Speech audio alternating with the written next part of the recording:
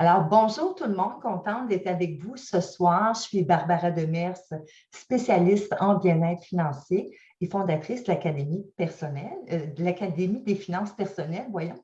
Et j'ai avec moi Yasmina Marzaghi, que j'ai rencontrée il y a 2 mois. Et on discutait de finances personnelles et elle me disait les défis que les nouveaux arrivants rencontrent avec les finances personnelles ici. Puis là, ben, j'ai été curieuse, puis j'ai demandé à Yasmina, mais toi, comment ça s'est passé quand tu es arrivée ici au Canada? Et à travers l'histoire de Yasmina, ben, vous allez apprendre des choses sur les finances personnelles. Alors, merci beaucoup, Yasmina, d'être avec moi ce soir. Très contente de t'accueillir. Merci beaucoup pour l'invitation, Barbara, ça me fait plaisir. Alors, Yasmina, ça fait une dizaine d'années que tu es arrivée au Canada. Exactement. Et comment ça s'est passé à ton arrivée avec les finances personnelles? Et donc, en fait, moi, je suis arrivée au Canada en 2011, décembre 2011, comme étudiante internationale. Donc, j'ai commencé par découvrir le Nouveau-Brunswick. J'étais étudiante au Nouveau-Brunswick, comme étudiante internationale. Oui. OK, parfait. Excuse-moi, c'est parce que j'avais un double son puis j'ai voulu l'enlever. OK, parfait, pas de problème. Donc, c'est ça. Donc, j'étais au Nouveau-Brunswick comme étudiante internationale. J'ai eu la chance que mes parents ont pris en charge mes études au complet, donc je n'avais pas besoin de m'occuper des prêts, bourses, etc. Et de toute façon, ce n'est pas quelque chose qui est donné aux étudiants internationaux. Donc, mis à part les bourses de mérite, les prêts et bourses, le système de prêts et bourses n'est pas offert aux étudiants internationaux. Donc, ma première expérience avec la banque, c'était d'aller ouvrir un compte chèque à Edmundston, à la Caisse populaire. J'ai ouvert mon premier compte chèque. Je n'avais pas le droit à avoir une carte de crédit parce que, de un, je n'avais pas 19 ans, parce qu'on est au Brunswick, c'est 19 ans. Deuxièmement, bon, je n'avais pas de garantie ou quoi que ce soit. Je n'avais pas de numéro d'assurance sociale valide. J'étais étudiante. Je n'avais pas le droit à une carte de crédit, fait que c'était juste un compte chèque. J'ai eu mon compte chèque, donc je commençais à utiliser ma carte débit, etc. Au Maroc, moi, je suis marocaine, je viens du Maroc. Au Maroc, c'était beaucoup plus comptant quand j'étais là-bas, donc pas de carte guichet nécessairement, payé tout comptant. Et après ça, donc quand j'ai eu 19 ans, bon, j'ai appliqué pour ma première carte de crédit. Puis, première erreur avec la carte de crédit, c'est que moi, j'étais dans un magasiné, puis on m'avait dit, ah, madame, si vous appliquez pour la carte de crédit du magasin, vous allez avoir un rabais. Donc, j'ai dit, ben, pourquoi pas? Donc, j'ai appliqué par la carte de crédit, mais on ne m'a pas expliqué le fonctionnement. Donc, j'ai jamais eu de carte de crédit de ma vie. Je ne savais pas que c'était une facture à payer à la fin du mois. Je ne savais pas comment ça fonctionne, comment faire un transfert, comment l'inscrire dans mon compte bancaire, etc. Donc, tout ça, c'était nouveau pour moi. Et première erreur, je n'ai pas payé mon compte à temps. Puis, j'ai eu l'institution financière qui m'a contactée pour me dire, madame, vous êtes en retard de paiement. Donc là, je leur ai demandé de m'expliquer un petit peu comment ça fonctionne parce que la vendeuse au magasin, elle m'a juste fait remplir un formulaire puis elle m'a dit, vous recevez tout par la poste, votre rabais est appliqué tout de suite, mais vous recevez tout par la poste. Donc, ça, c'était la première chose. Deuxième chose, donc, je suis venue au Québec, commencé à travailler, un emploi étudiant. Là, j'ai commencé à voir ma paye qui passait sur mon compte bancaire que j'avais et je voulais avoir un compte épargne, donc direction à la banque encore une fois pour rencontrer une conseillère pour comprendre un petit peu comment ça fonctionne pour les comptes bancaires et on me parle du fameux CELI, donc un compte d'épargne libre d'impôt. Ça a l'air intéressant. Je n'ai pas compris beaucoup c'est quoi exactement, mais la conseillère m'avait dit, moi je lui avais parlé du REER, mais elle m'avait dit non, non, pas dans ton cas à toi, ça ne vaut pas la peine le REER, tu ne fais pas un gros salaire. De toute façon, l'argent que tu veux épargner, moi c'était pour acheter ma première voiture. Donc elle m'a dit, pour acheter une voiture, pas besoin d'un REER, on va mettre ça dans un CELI. J'ai ouvert mon CELI, ça a bien été, j'ai économisé mon argent, j'ai acheté mon auto. 8 ans après, l'Agence du revenu du Canada revient vers moi avec une lettre qui me dit que je dois payer une amende de 2 000 $ parce que je n'avais pas le droit d'avoir un CELI.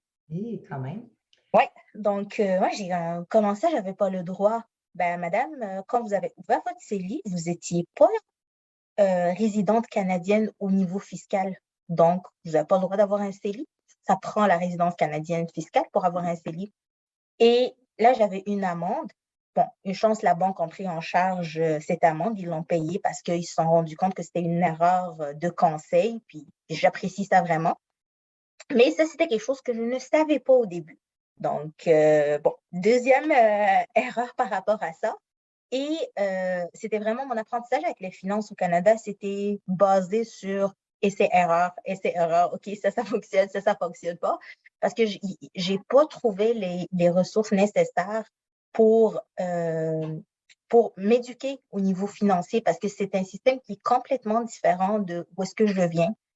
L'accès au crédit est excessivement facile ici, contrairement à mon pays natal, où est-ce que pour avoir un crédit, que ce soit pour une auto, que ce soit pour une carte de crédit ou quoi que ce soit, ils demandent beaucoup de preuves, de revenus, faut avoir des biens, etc. Donc, l'accès au crédit est beaucoup plus difficile.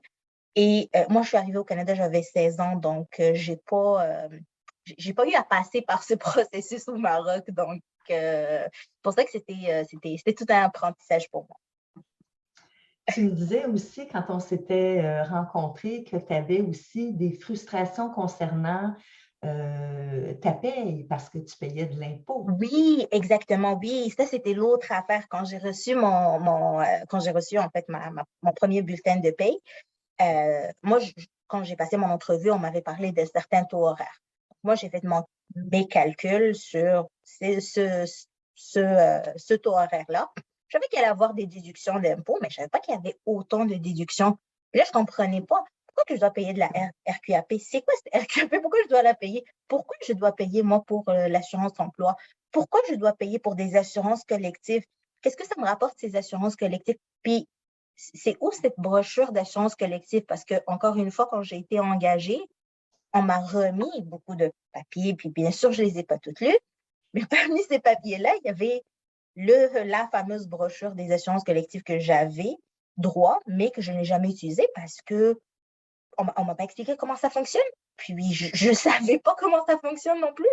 Donc, Et donc, tu aurais pu aller chez le dentiste, par exemple, puis exact, payer, mais tu avais droit à un remboursement. exactement, mais je ne le savais pas. Donc c'était vraiment toutes des anecdotes par rapport aux finances que j'ai dû apprendre par moi-même au début. Oui, ça a dû être tout un défi rocambolesque. Et aujourd'hui, évidemment, tu es conseillère en sécurité financière. Donc, tout ce cheminement-là, tu as appris, finalement, tu as vraiment toutes les notions possibles là, sur l'argent. Et tu me racontais quelque chose que tu trouves vraiment important pour les gens qui vivent ici, parce que la famille, c'est important, évidemment. Et une façon de vivre qu'on a ici au Canada qui ne se retrouve pas nécessairement dans les autres pays.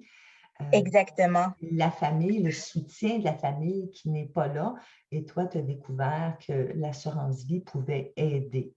Exactement. En fait, oui, tout à fait. Donc, le concept d'assurance vie, encore une fois, c'est un concept qui était nouveau pour moi. Donc, moi, du pays où est-ce que je viens, puis je pense que la majorité des immigrants des pays d'où est-ce qu'ils viennent, il y a le support familial. Donc, il y a les parents, il y a il y a les parents, il y a les grands-parents, il y a les amis, il y a tout un support familial qui fait en sorte que si on est mal pris financièrement, on a de l'aide d'une façon ou d'autre. Si jamais un décès survient, puis je pense à ma tante qui a perdu son époux. Euh, oui, c'était dur de reprendre de reprendre sa vie, mais elle avait juste son deuil à faire. Financièrement, il y avait quand même un certain soutien. Et aussi, l'autre chose, c'est que les gens ne sont pas, c'est pas une société qui est très consommatrice. Donc, les gens ne sont pas très endettés.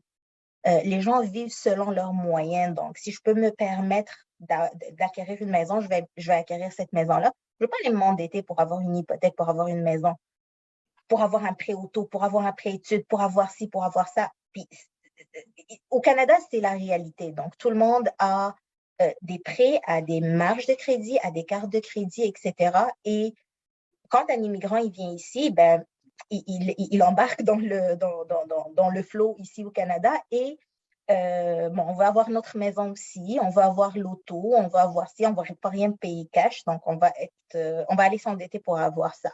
Mais lorsqu'on s'endette, si jamais, pour par exemple une famille, l'un des conjoints décède, il faut qu'il soit conscient qu'il existe une assurance vie qui viendrait soutenir temporairement la famille pour au moins les aider à vivre leur deuil correctement, si je peux dire. Pas se soucier au niveau financier. Ça, c'est quelque chose que je tiens vraiment à transmettre aux immigrants qui viennent au Canada. Je tiens vraiment à leur expliquer que, écoutez, si vous voulez embarquer dans le mode de vie occidental, dans le mode de vie canadien, on n'a pas le choix. C'est pas un luxe de dire j'ai une assurance vie. Ce n'est pas, on assure nos autos. Nos autos sont assurées, puis si on perd notre auto, oui, on perd de l'argent, mais c'est récupérable. On est capable d'acheter une autre auto après. Même si c'est une perte de temps, c'est juste une perte d'argent. Mais si la personne perd son conjoint ou elle perd un membre de la famille, c'est pas récupérable. Donc, c'est important d'avoir une assurance vie. Oui, effectivement, tu as entièrement raison. Ça vient donner un grand coup de pouce. Qu'est-ce que tu rencontres comme principale difficulté chez les nouveaux arrivants que toi, tu en côtoies beaucoup plus que moi, là? Donc, quelle est la principale difficulté que tu rencontres avec eux? La principale difficulté, c'est la transition. C'est ce que moi, personnellement, j'ai vécu, puis je les comprends tout à fait. Donc, c'est la transition entre le monde financier dans lequel ils vivaient, puis le nouveau monde financier. C'est de leur dire, ne tombez pas dans les pièges d'endettement sur des cartes de crédit, parce qu'après ça, ça va. Si vous n'êtes pas capable de vous acheter quelque chose, n'allez pas l'acheter avec une carte de crédit. C'est une dette. Il faut payer cette carte de crédit. Et ça ne sert à rien d'avoir une carte de crédit qu'on paye sur 5 ans. Ça ne fait juste aucun sens d'être pris avec cette dette pendant 5 ans pour un plaisir d'une seconde. Exactement, c'est ça, temporaire. Donc, l'endettement, ça, c'est un gros problème que beaucoup d'immigrants rencontrent au début quand ils viennent ici au Canada. On tombe dans le piège d'endettement, puis après ça, s'en sortir, c'est difficile. L'autre chose aussi, les gens ne connaissent pas toutes les subventions qui existent. Donc, ils ont pas, ils sont pas au courant que on est vraiment dans un très bon pays qui est bien fait puis qui est fait pour aider l'individu à atteindre ce qu'il veut. Et il y a différents types de subventions qu'on est capable d'avoir. Donc, juste un exemple d'épargne-études. Il y a beaucoup de gens qui ne savent pas ce que c'est exactement l'épargne-études. Ils pensent que, bon, je vais épargner, je vais mettre l'argent de côté. Le gouvernement donne 30% de ce que vous mettez de côté. Des fois, quand je le dis à des clients, puis à des gens à qui j'explique ça, puis je leur explique la différence entre mettre le minimum de 25 par mois versus mettre le 200 par mois, c'est un 30%. Et que c'est ce que vous mettez, 30% de ce que vous mettez, c'est pas un 30 c'est vraiment un 30% de ce que vous mettez. Là que les gens disent, ben oui, ça fait du sens. Mais OK, mais si mon enfant, à la fin, il va pas aux études, il a perdu. Il y a beaucoup de gens qui pensent que non, c'est pour les études. Donc, si, par exemple, mon fils ne va pas faire des études, ben non, c'est pas perdu. Donc, c'est toutes ces informations. Je dirais, la première chose, c'est la transition. Deuxième difficulté, c'est le manque d'informations. Par rapport à les gens, ils arrivent au Canada, première chose à l'aéroport, bon, voici le document pour aller chercher votre numéro d'assurance sociale. Voici la RAMQ. Voici comment aller vous chercher un emploi. Ils arrivent dans les villes, puis dans les centres communautaires, ben, ils vont leur apprendre le français s'ils ne parlent pas encore français. Ils vont leur apprendre aussi. Mais je trouve qu'il y a un manque d'éducation financière. Il y a un manque de voici comment ça fonctionne au Canada. Voici les véhicules de placement qui existent. Voici les types d'assurances qui existent. Vos assurances collectives, vous les payez. Utilisez-les. Oui. Ça vaut la peine, vous les payez cher en plus, c'est des grosses déductions, utilisez-les. Exactement. Puis tantôt, tu parlais de l'endettement, que ces gens-là s'endettent facilement. Si je peux vous rassurer, ce n'est pas juste les nouveaux arrivants qui s'endettent. Alors, c'est vraiment beaucoup, beaucoup de gens pour des plaisirs temporaires qu'on veut avoir. Évidemment, bon, tu venais de parler de régime épargne-études, qui est vraiment un super régime, là.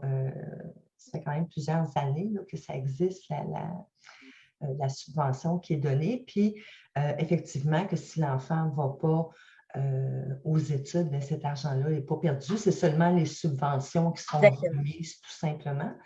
Le capital qu'on met là-dedans, il nous est remis. Et les revenus qui ont été générés, bien, il y a différentes options, mais ce n'est pas perdu. C'est très, très bon à savoir. Tantôt, tu parlais de CELI aussi. Donc, le CELI, qui est un compte d'épargne, mais plus qu'un compte d'épargne, c'est libre d'impôt. Hein, ça veut dire que si j'ai des investissements à l'extérieur d'un CELI ou d'un REER, je vais payer l'impôt sur les revenus de placement, tandis que si c'est dans le CELI, il n'y a pas d'impôt. C'est vraiment à ça que ça sert, le CELI. Oui, puis si tu me permets, moi, quand je parle de CELI, souvent, moi, je suis quelqu'un de très visuel. Donc, moi, quand je le présente à des gens qui ne le connaissent pas, je leur dis, c'est un parapluie des impôts. Ça ne tombe pas sur vous. Parapluie des impôts. Ça ne tombe juste pas sur vous. Donc, vous n'allez pas devoir payer quoi que ce soit. Ça vous protège. C'est vraiment un parapluie. Votre argent est en dessous du parapluie. Il ne serait pas mouillé. Vous ne payerez pas d'impôts dessus. C'est très bon. J'aime ça. J'aime ça. Dis-moi, probablement une autre difficulté là, je m'imagine, puis tu me confirmeras si c'est vrai. Quand on parle de personnes, un nouvel arrivant qui, lui, ne connaît rien des finances au Canada, il ne sait pas que c'est important aussi la cote de crédit. Exactement. Exactement. Ça, en fait, les gens le comprennent quand ils vont appliquer pour un grand prix. Ils vont faire l'erreur avec les cartes de crédit. Et souvent, c'est quand ils veulent avoir une hypothèque que là, ils vont commencer à dire, ben, ma cote de crédit n'est pas hausse. Pourquoi ma cote de crédit n'est pas hausse? Qu'est-ce qui est arrivé à ma cote de crédit? Pourtant, je payais le minimum. Mais les gens, moi, je pense que faut qu'ils comprennent ça avant de s'endetter. Faut qu'ils comprennent que le gouvernement, il vient nous coter, si on vient de dire, les institutions financières pour prêter de l'argent. Elle vient coter les gens qui existent qui existent en fait dans la société. Et pour savoir qu'on est des bons payeurs, ben, elle va se fier sur notre historique pour savoir que puis, elle se fait aussi à notre comportement vis-à-vis de l'argent. Quelqu'un qui a, par exemple, 6 cartes de crédit, tu sais, je vais à un magasin X, puis je prends la carte de crédit, puis je vais à un magasin Y, puis je prends une autre carte de crédit. Puis, à chaque fois qu'on me parle d'un rabais, j'applique pour une carte de crédit. La banque va se dire, mais il ne gère pas bien. La personne ne gère pas bien ses finances. Payer en retard, oui, c'est grave. C'est pas, ben, j'ai fini par payer, oui, mais si c'est de le payer à temps, le montant de crédit. Pas quand ça nous tente. Vraiment, oui, quelques jours avant la date d'échéance, là, on se dit, OK, là, je vais payer pour m'assurer que c'est bien rendu pour la date d'échéance. Exactement. Ne pas dépasser également. Parce que si la banque, par exemple, donne une carte de crédit de 1 000 $, il ne faut pas aller la dépasser. Le contrat il est sur 1 000 $. On ne va pas dépasser le 1 000 $. Si on a besoin de plus, on peut demander, mais on ne fait pas l'erreur de dépasser. Et l'autre chose aussi qui vient vraiment beaucoup nuire à la cote de crédit, les compagnies de télécommunications, les comptes de Bell et les comptes de Vidéotron et les comptes de cellulaire. Et puis ça, c'est que je l'ai vécu. Une autre de mes anecdotes pour mes data. Oui, pour les data supplémentaires. Moi, quand j'étais, encore une fois, je parle de moi quand j'étais à mon pays, ben, j'avais un téléphone qui était prépayé. Donc, je n'avais pas un abonnement, j'avais un prépayé. Et c'est très répandu les prépayés là-bas. Donc, là, je dépasse mes datas, mais on ne m'avise pas, on ne me bloque pas. Et j'avais une grosse facture à la fin avec mes datas, mais je n'étais pas capable de la payer, j'étais étudiante. Donc, puis je ne savais pas que c'était possible de prendre un arrangement de paiement ou quoi que ce soit. Donc là, j'étais en retard. Je viens de tâcher le compte de crédit. Donc, c'est toutes des choses qui sont interreliées et que c'est important que les gens les sachent pour ne pas tomber dans ces erreurs-là, pour avoir un dossier qui vaut la peine. Comme ça, quand ils appliquent pour un vrai prêt, donc une hypothèque ou un prêt pour un investissement, par exemple, ou un prêt auto, ben, qui n'ait pas des taux d'intérêt qui sont trop élevés, qui soit en fait les clients exemplaires pour la banque. Donc, c'est tout pour leur bénéfice. Oui, exactement. Et même qui est recommandé au niveau des cartes de crédit de ne pas s'endetter à plus que 50 de la limite autorisée. Donc, on a le droit de le faire, mais sauf que ça vient entacher un petit peu notre code de crédit, qui est une espèce, dans le fond, le code de crédit, c'est une espèce de note comme sur un bulletin. Hein? Ça dit Exactement, comment tu es bon ou pas à agir avec ton crédit. Ici, ça n'a pas toujours été comme ça là, au Canada. Quand moi, j'étais jeune, ce n'était pas comme ça. Donc, il n'y avait pas autant de crédit, mais ça s'est développé là, avec les années. Et moi, je regarde à l'âge de 18 ans, m'acheter une auto, c'était impossible parce que, bon, une voiture neuve, je ne pouvais pas me payer ça. Puis une voiture usagée, tu ne pouvais pas emprunter plus que pour 3 ans pour une voiture usagée. OK. Hein? Puis il fallait que tu donnes un cash. Puis ma fille, à 18 ans, a pu s'acheter une voiture qu'elle a payée sur 5 ou 6 ans, là, si je me rappelle bien, usagée. Oui. Donc, ça a Non. vraiment évolué ici là, depuis 30, ben, une bonne trentaine d'années, 30-40 ans, là, une grosse évolution. Et dis-moi, tu voulais me parler aussi des différences entre les institutions financières. Y a-t-il quelque chose que tu voulais me préciser là-dessus? Oui, ben en fait, juste ben, parce qu'ici au Canada, il y avait en fait les caisses et les banques, ben, en fait la caisse, donc Desjardins, la caisse populaire. Et il y a également les banques. Là, il y a les banques virtuelles qui s'ajoutent aussi. Donc, il y a beaucoup, beaucoup, beaucoup de banques virtuelles qui sont avantageuses au niveau des frais surtout. Donc, il n'y a pas vraiment de frais, il n'y a pas de frais pour les cartes, il n'y a pas de frais pour les chèques, etc. Je les ai essayés personnellement.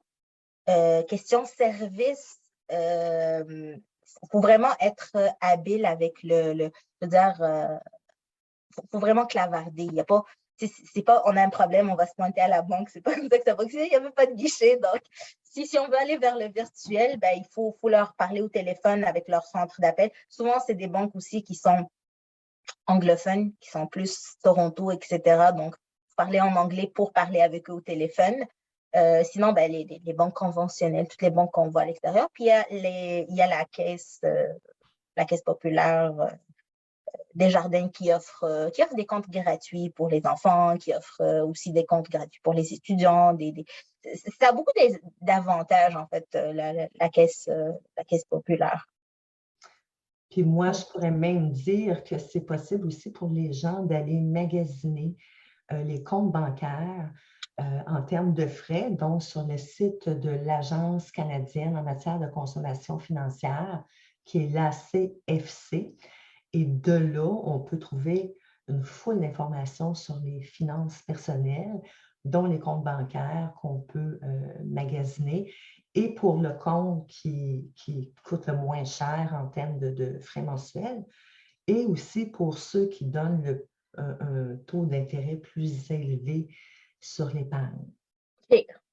Ça aussi, ça peut être intéressant. Oui. Tu me parlais de quelque chose, tu m'as dit, les nouveaux arrivants ne font pas attention à ça et c'est dangereux, c'est le numéro d'assurance sociale. Oui, Et Donc, je c'est tenais à vrai. en parler, donc Oui, je te laisse en non, parler. définitivement. Le numéro d'assurance sociale, donc ça, c'est notre, dans le fond, c'est notre identité pour le gouvernement. Le gouvernement ne connaît pas les individus, l'Agence de revenus du Canada ne connaît pas les individus par leur nom, mais elle nous connaît par notre numéro d'assurance sociale. Donc, il y a beaucoup de fraude. Puis, ça, je pense que c'est pas juste les nouveaux immigrants, mais c'est vraiment tout le monde. Euh, les Canadiens sont plus conscients parce que, bon, ça passe beaucoup sur la TV, faites attention au travail, les connaissances, etc. Donc, euh, les immigrants, surtout les nouveaux arrivants, euh, on peut leur demander leur numéro d'assurance sociale, puis ils ne vont pas prendre le temps de vérifier pourquoi que tu me demandes mon numéro d'assurance sociale. Ça m'arrive vraiment beaucoup avec mes clients. Euh, Puis je suis conseillère en sécurité financière, j'ai toutes mes certifications et tout. Puis des fois, je parle avec des clients, puis je leur demande des numéros d'assurance sociale pour des produits d'assurance, par exemple, avec investissement. Puis ils me disent, mais on fait de l'assurance, pourquoi tu veux mon numéro d'assurance sociale? Là, je leur explique qu'il y a de l'investissement, donc j'en ai besoin. Mais ça m'arrive pas avec les nouveaux arrivants, ils me demandent jamais. Puis des fois, ils me fournissent même des papiers comme leur carte de résidence, des papiers que je n'ai pas nécessairement besoin de savoir. Donc, euh, la protection des renseignements personnels. Donc, ça, c'est un point qui est très important parce que après ça, d'aller tout refaire ça, puis de dire qu'il y a eu un vol d'identité, etc., c'est long, c'est pénible, c'est compliqué. Euh, ça vient tâcher tout, puis c'est compliqué de se remettre. Donc, numéro d'assurance sociale, c'est vraiment juste l'Agence de revenus du Canada, votre employeur pour vous remettre un T4. Et quand vous allez pour faire des placements ou quoi que ce soit, la banque ou quelqu'un en fait, un conseiller financier privé, quelqu'un qui est certifié, qui peut vous le demander. Donc, c'est pas, on on peut donner notre numéro de permis, par exemple, pour s'abonner avec une compagnie de télécommunications, mais pas le numéro d'assurance sociale. C'est vraiment quelque chose de très important de garder, puis pas de divulguer cette information à tout le monde. Effectivement. Et pour terminer, Yasmina, je ne sais pas si tu auras envie de nous parler un petit peu la différence entre l'épargne, vraiment là, de faire la distinction Excuse-moi, entre ça a les deux, coupé un petit peu. Ça a juste coupé une fraction de seconde. Donc, la différence entre. entre l'épargne et l'investissement. Oui, donc, en fait, l'épargne et l'investissement. Donc, la différence, c'est que l'épargne, c'est qu'on prend notre argent, puis on le met de côté. Donc, c'est comme si on a une tirelire, puis on vient, puis on met notre argent de côté. Et comme on le sait, ben, il y a l'inflation, qui est l'augmentation du coût de la vie, qui, cette année, a frappé très, très, très fort. Donc, tout a augmenté. Et si on vient, par exemple, et qu'on dit, ben, en 2022, moi, j'ai 1000 $, je la mets de côté dans un tiroir chez moi. Je l'ai épargné, je l'ai économisé, c'est mon argent. 2023, mon 1000 $ ne va pas avoir la même valeur qu'il y avait en 2022. Pourquoi? Parce que je ne serais pas capable d'acheter les mêmes choses que je m'achetais avec ce 1000 $. Mon argent, il perd son pouvoir d'achat. Donc, d'où l'idée de dire l'argent doit toujours être investi, surtout pour la retraite, par exemple. On arrive ici, on commence à travailler, on est dans les vingtaines, les trentaines, on travaille. C'est pas réaliste de dire, ben, de l'argent, je vais le mettre dans mon tiroir, puis dans 30 ans, je vais le chercher, puis il fructifie pas dans le tiroir. Donc, ça prend pas des œufs dans les tiroirs. Puis, il ne faut pas passer au feu non plus, hein?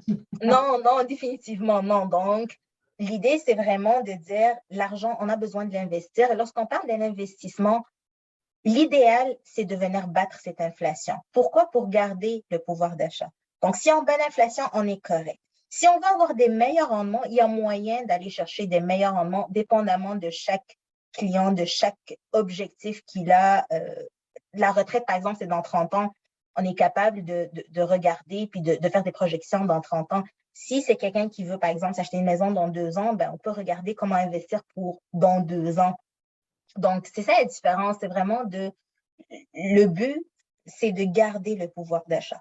C'est qu'à notre retraite, on soit capable de se nourrir, puis qu'on soit capable de payer les factures qu'il va y avoir à ce moment-là. Le même principe, donc, pour les rayés qu'on avait parlé, on commence généralement lorsque l'enfant naît, idéalement, et le but, c'est d'avoir de l'argent quand l'enfant va avoir 17 ans.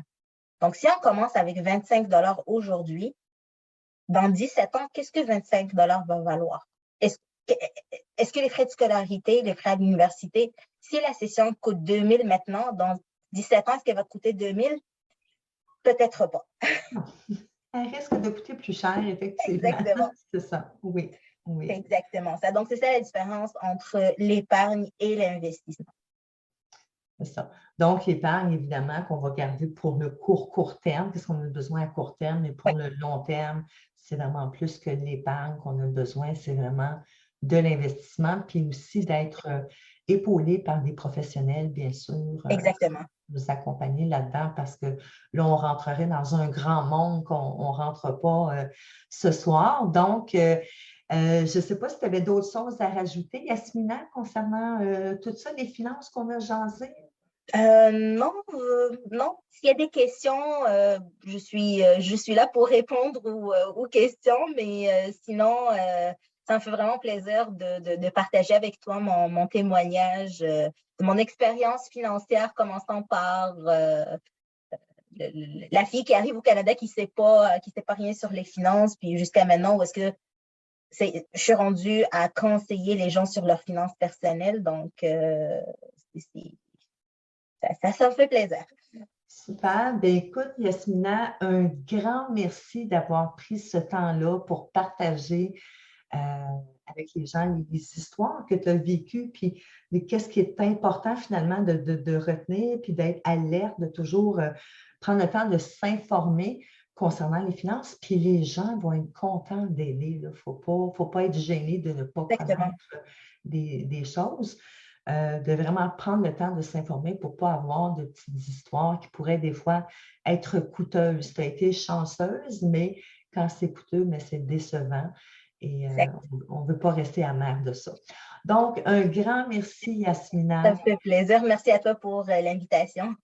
Ça fait plaisir. On se dit à bientôt. Parfait. Bye bye tout le monde. Merci d'avoir été là.